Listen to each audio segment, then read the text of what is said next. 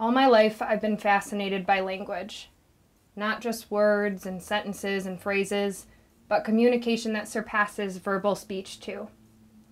You don't have to speak the words "I love you" for someone to know, and sometimes silence can be the greatest message of all.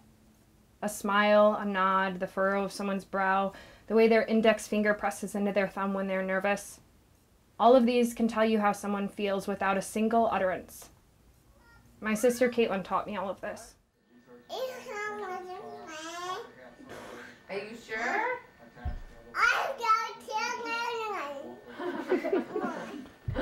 Really? Yay! She contracted a viral encephalitis when she was just shy of 2, and she stopped walking, talking, and even eating on her own. All of the progress that she made in her first 2 years of life, she lost, and then she regressed from there. It was like watching the hands of a clock start to tick backwards. None of it made sense. Kaitlyn started having hundreds of seizures a day. She became tube-fed. She went to the bathroom through an ileostomy bag or a catheter. She breathed through a trach.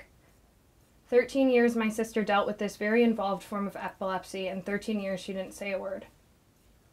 It was from her that I learned that humans waste words. My name's Allison Steines, and I'm 21 years old and a student at University of Wisconsin-Milwaukee. I have decided to take a vow of silence for the next 7 days in memory of my sister Kaitlyn. She passed away July 14th, 2015, and my family was all there by her bedside, and I figured that 1 week of silence would be the least that I could do just to kind of figure out what it was like to not be able to speak for 13 years.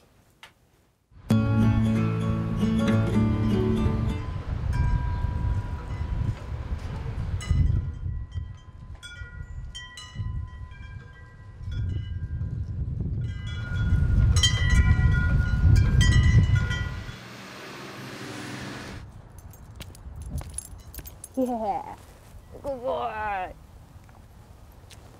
Come on.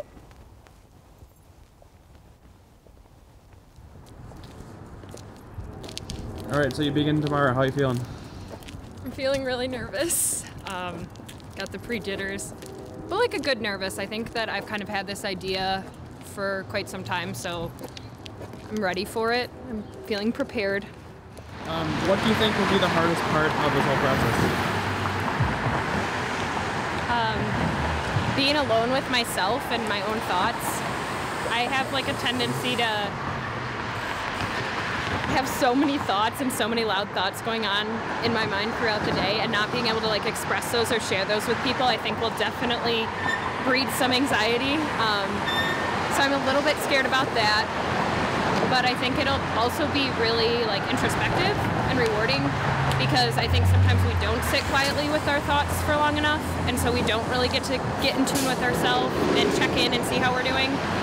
So in that way, I think that's what I'm most scared of, but it's also what I'm most excited about.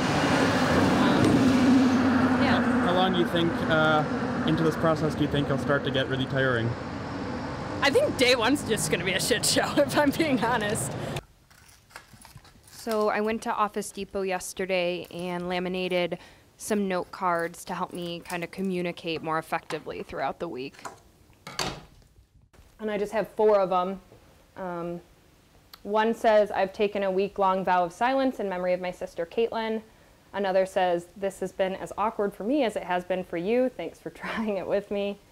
Tell me a story." And then I did just leave one blank, so that way if I do need to communicate anything, I'm going to try to write as little as possible, but for the most part this is just like a verbal vow of silence. So if I do need to write or send a quick text or email, then I am going to do that, because I'm going to try to be still engaging in school and everyday life.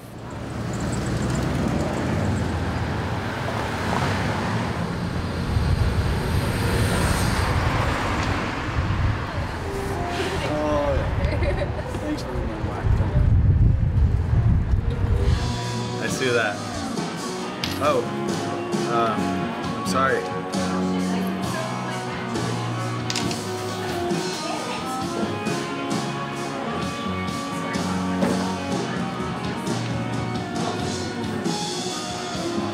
Do you have an idea?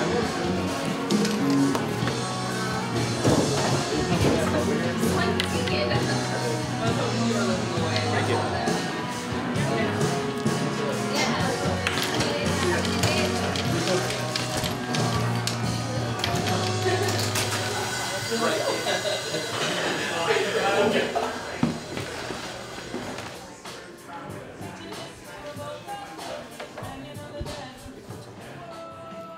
was an adjustment day, a day of internal pep talks and reminding myself not to open my mouth.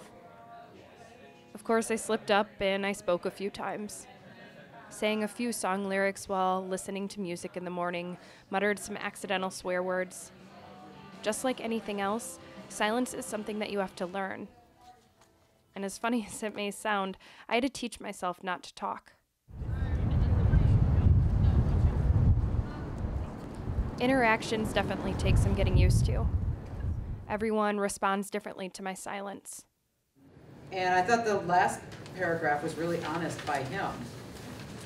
Any questions about this or thoughts?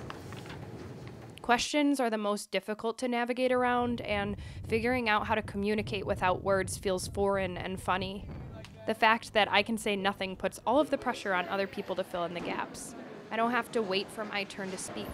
I just absorb and listen.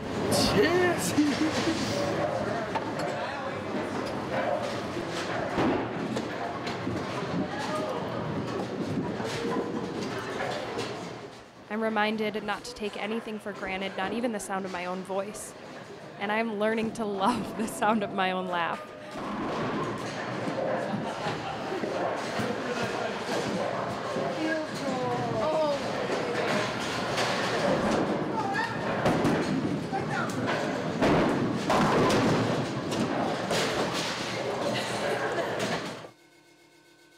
I woke up today, eyes immediately wide, heart racing, unable to calm down. The heaviness hit me like a wave and I couldn't stop it. I couldn't shrug it off like I sometimes try to do. She's just over 2 years old, and she's had a rough time. She's still having about 20 to 30 seizures a day. They've kind of adapted to these head bobbing and the myoclonic seizures, but she's having myoclonic, absence, and atonic seizures. And it's just not a fun time for anybody right now. My thoughts didn't function in sentences today. They played out more pictorially, and I couldn't seem to see anything other than you, Kaitlyn. I remember how you used to say my name. I can hear it inside of my head like an echo. Allison! We would all laugh and laugh, waiting until you figured out how to pronounce the letter L a little more gracefully. Only you never did. I remember the screaming when you first got sick.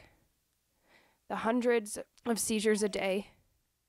Mom and Dad tried to shelter us from it, but we could hear how much pain you were in. I blocked out that sound for so long, but today I can't seem to hear anything else. Just a few seconds to 20, 30 minutes. I wanted to get these recorded so we can kind of get this tape around, show some different doctors, and hopefully someone can help us. And sometimes I wish the past didn't hurt so much, that it weren't so painful and my life was just this big bad dream that I could wake up from. it's just like she can't get comfortable and she'll just do this for hours on end. But then I remember the way you lit up when I walked into your room. You would look at me, your eyes sparkling. I told you stories about who I was and what was going on in my life. I read you books. You seemed to silently say that I was doing all right. And without words, you made me feel like the most loved human being in the entire world. Hey, sweetie, how are you? Good to see you. It's tiring going up there. Sorry. Hey, how you doing? Hi, Brett. You like that? Hi. I missed you. We got Indiana at 4:32. You want cheese and crackers? That's one of our favorite pictures. Yeah, it is. She would storm the neighborhood. Our three neighbors, she would just take out of the house and head down over to our neighbor's house. I was furious. I was like, what are you doing putting a helmet on a baby? I'm like, but I need a picture first. But don't ever do that to her Rip again. that thing off. Yeah. I mean, the thing was bigger than she was. They were so proud. We could run it. So do you find yourself picking up on other cues from people since you don't communicate verbally? Or are you picking up on other things? Or not? Yeah. Okay. That's all I needed to know. Like body language, and maybe you notice more, or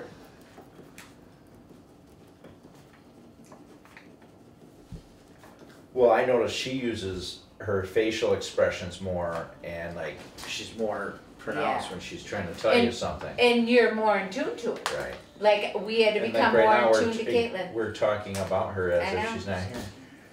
And that's probably what we did with Kaitlyn too. You just don't realize it. Yeah. Like I don't know. Listening more, everything seems louder, Yeah. and I feel like a bobblehead. Just turning. Just agreeing with Yeah. everything. Especially you can at least find ways to communicate and write and stuff, and like mime, but like she wasn't even able to do that. She would hum and she would kind But of. humming was her. I'm not happy. Yeah. Yeah. I'll never forget at the hospital. I went down. I had to go grab some dinner, and I asked the nurse to watch her, and she was. When I came back up, she was singing to me. She was happy. She was humming the whole time. Oh, yeah. And it she broke wasn't my heart. happy. I'm like, humming's not a good thing. That was right before was she right, passed yeah. away. That was the day before. You know, she would look at you and just kind of give you that look to say, it's gonna be okay. I'm okay. Without words, Even when she passed away, and we all told her, it's okay. We got each other. It's okay if you go. We're all gonna be okay.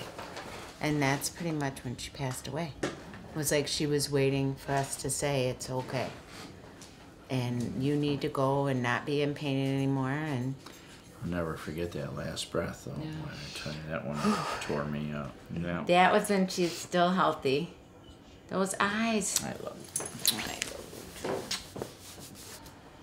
I think it was really hard for you being in the middle of it all. You're my girl. You were such a good big sister. I had a dream last night where I was talking, and I immediately slapped my hand over my mouth so fast, almost as if I was scolding myself.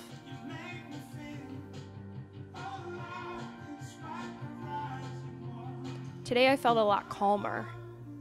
I didn't have to try not to speak. It just felt comfortable, and I felt like I was finally sinking into silence.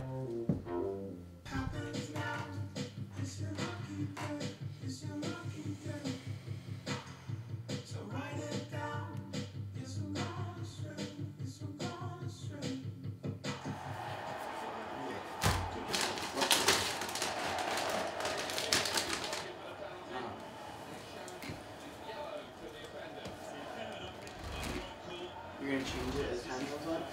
And that's pretty good, right? Come on. How much time left in this? Oh, maybe 7?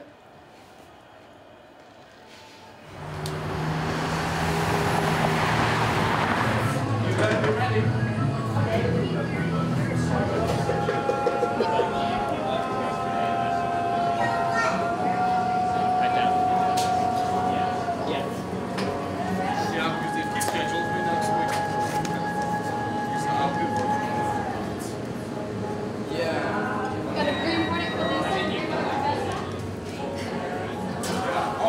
No problem. I just have a... Is that taxing? Has it made you a better speller? What's the perks then? Aw.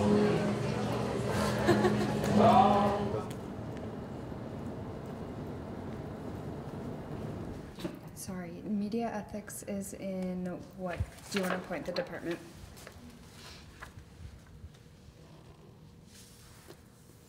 Okay, thank you.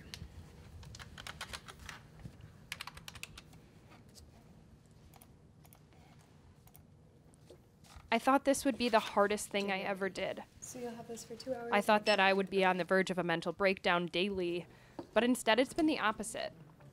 Not that it's been easy or a walk in the park, but it's been beyond bearable. I feel more relaxed than I have in a while.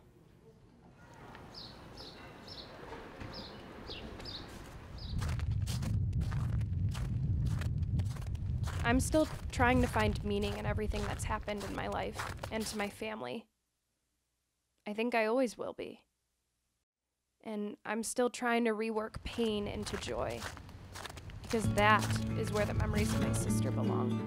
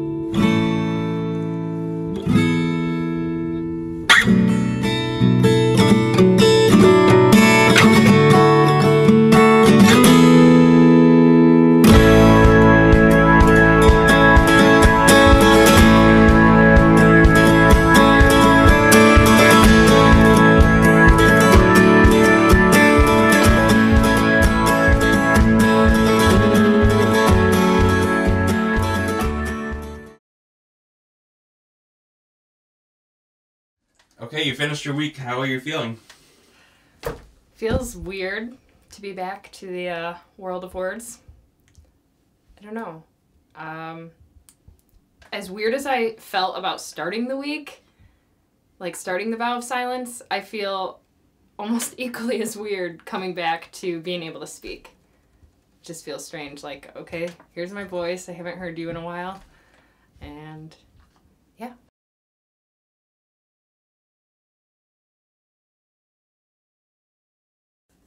Yeah, and I think like one of the weirdest things I found is that like sometimes I'm like an anxious person, and I think like I almost feel like less alone when I'm by myself, which is a really weird conundrum. But then without words, I actually felt like less misunderstood. And that's a really weird thing, because you think like you can't talk, nobody's gonna be able to understand you, but it was almost the opposite. And if you could describe the whole experience in one word, how would you describe it?